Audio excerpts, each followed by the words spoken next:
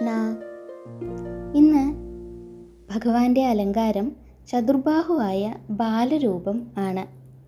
ദേവകിക്കും വസുദേവർക്കും കാരാഗൃഹത്തിൽ വെച്ചിട്ട് ഭഗവാൻ ആദ്യം കാണിച്ചു കൊടുത്ത ആ വിശ്വരൂപത്തിൻ്റെ ബാലാവതാരമാണ് ഗുരുവായൂരപ്പൻ്റെ ഉച്ചപൂജ അലങ്കാരമായിട്ട് കൊടുത്തിട്ടുള്ളത്. ശ്രീ ഗുരുവായൂരപ്പൻ ഇന്ന് ഭക്തർക്കു മുമ്പിൽ അതിഗാംഭീര്യമുള്ള എന്നാൽ വാത്സല്യം തുളുമ്പുന്ന ബാലരൂപത്തിലാണ് അലങ്കരിച്ചിട്ടുള്ളത്. ജനിമൃതികളുടെ ചക്രത്തിൽ നിന്ന് മോചനം നൽകുന്ന പരബ്രഹ്മം തൻ്റെ ചതുർബാഹുക്കളുമായിട്ട് കുഞ്ഞിക്കണ്ണനായിട്ട് അലങ്കരിച്ചിരിക്കുന്നു. സാധാരണയായിട്ട് വിശ്വരൂപം നമ്മൾ വലിയ രൂപത്തിലാണ് സങ്കല്പിക്കാറുള്ളതെങ്കിലും ഇന്ന് ശ്രീലകത്ത് ഭഗവാൻ ഒരു ചെറിയ ഉണ്ണിയായിട്ട് പട്ടുകോണൊക്കെ ധരിച്ച് ഇങ്ങനെ നിൽക്കുകയാണ്.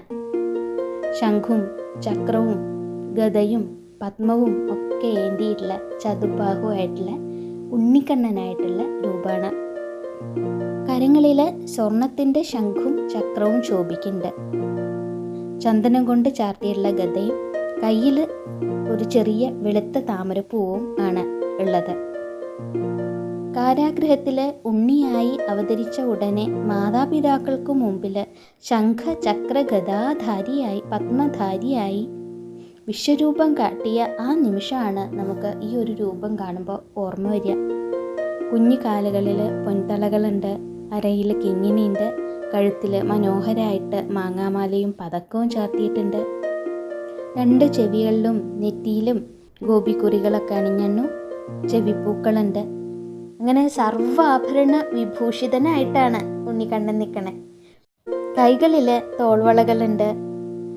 ഈ ലോകത്തെ തന്നെ താങ്ങുന്ന കൈകളാണ്. ഭക്തരുടെ കണ്ണീര് തുടയ്ക്കുന്ന കൈകളാണ്. മന്ദഹാസം തൂകി നിൽക്കുന്ന ഭഗവാന്റെ മുഖം എല്ലാവർക്കും ശാന്തി നൽകണ ഒന്നാണ്. ശിരസിൽ പൊന്നുകിരീടമുണ്ട്. ഭഗവാന്റെ രാജകീയതയും ദൈവത്തെയും ഒക്കെ ഇങ്ങനെ വിളിച്ചോതുന്ന നല്ലൊരു മയിൽപ്പീലി വെച്ച കിരീടമുണ്ട്. കിരീടത്തിന് മുകളിലായിട്ട് 3 തിരുമുടിമാലകളാണ് ചാർത്തിയിട്ടുള്ളത്. വെളുത്ത പൂക്കളും തെച്ചിപ്പൂക്കളും താമരയും തുളസിയും ഇടകലർത്തിയ തിരുമുടിമാലകളാണ് ഭഗവാന്റെ മുടിയിൽ ചൂടിയിട്ടുള്ളത്. ഉണ്ടമാലകളാവട്ടെ താമരയും തുളസിയും ചേർത്ത് നല്ല തടിച്ച ഉണ്ടമാലകളാണ് വനമാലയായിട്ട് ചാർത്തിയിട്ടുള്ളത്. പിന്നെ വേറൊരു എല്ലാ പൂക്കളും കൂടി ഇങ്ങനെ ഇടകലർത്തിയിട്ടുള്ള വേറൊരു ഉണ്ടമാലയും കൂടി ഭഗവാന് ചാർത്തിയിട്ടുണ്ട്. പിന്നെ വിധാനമായിട്ട് ഒരു 5-6 ഉണ്ടമാലകൾ തന്നെയാണ് ചാർത്തിയിട്ടുള്ളത്.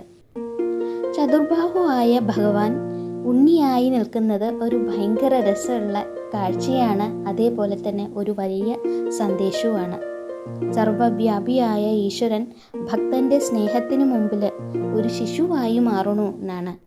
ശംഖ് ജ്ഞാനത്തിനെയും, ചക്രം കാലത്തെയും, ഗദ ശക്തിയെയും, പത്മം ശാന്തിയെയുമാണ് സൂചിപ്പിക്കുന്നത്. ഈ 4 ശക്തികളും ഉള്ളപ്പോഴും ഭഗവാൻ പുഞ്ചിരിയോടെ ഒരു കുഞ്ഞായി നിൽക്കുകയാണ്. അത് ശരണാഗതിയുടെ പ്രാധാന്യമാണ് ഓർമ്മിപ്പിക്കുന്നത്. ഭഗവാന്റെ മന്ദഹാസം 100 ശാസ്ത്രങ്ങളെക്കാളും വലിയ ഒരു ഉപദേശം പോലെയാണ് നമ്മളിലേക്ക് ഇങ്ങനെ ഇറങ്ങി വരിക. ഭയപ്പെടണ്ട എന്ന് നമ്മളോട് പറഞ്ഞുകൊണ്ട് ആ പുഞ്ചിരി ഇങ്ങനെ ഉള്ളിലേക്ക് വരും. എല്ലാ ഭാരവും ഉരുകിപ്പോവും, എല്ലാ വേദനകളും ശാന്താവും. നമുക്ക് ജീവിതം ദൈവസന്നിധിയാണ് എന്ന് തോന്നിപ്പോകുന്ന അതുതന്നെയാണ് എന്ന് മനസ്സിലാക്കുന്ന ഒരു സമയം. മഞ്ഞപ്പട്ടിൻ്റെ തിളക്കത്തിൽ സമൃദ്ധിയും സ്വർണത്തിൻ്റെ മിനുക്കത്തിൽ ഐശ്വര്യവും, തുളസിയുടെയും പൂക്കളുടെയും സുഗന്ധത്തിൽ ശുദ്ധിയും, ചതുർബാഹുവായ രൂപത്തിൽ സർവരക്ഷയും തരികയാണ് ഇന്ന് ഗുരുവായൂരപ്പൻ. ഭക്തൻ്റെ പ്രാർത്ഥന ഈ ബാലരൂപസ്ഥനായ നാരായണൻ്റെ പാദങ്ങളിൽ നമസ്കരിച്ചുകൊണ്ട് നാരായണ മന്ത്രം ജപിക്കുമ്പോൾ നമ്മുടെ ദുഃഖങ്ങളൊക്കെ അങ്ങോട്ട് അലിഞ്ഞില്ലാണ്ടാവും. സർവഭക്തരെയും അനുഗ്രഹിച്ചുകൊണ്ട് ശ്രീലകത്ത് വാഴുന്ന നമ്മുടെ പൊന്നുണ്ണിക്കണ്ണൻ നമുക്കെല്ലാവർക്കും തുണയാവട്ടെ എന്ന് ആശംസിക്കുകയാണ്, പ്രാർത്ഥിക്കുകയാണ്. നമുക്ക് ഒരുമിച്ച് പ്രാർത്ഥിക്കാം. നാരായണ നാരായണ നാരായണ. കൃഷ്ണ ഗുരുവായൂരപ്പ.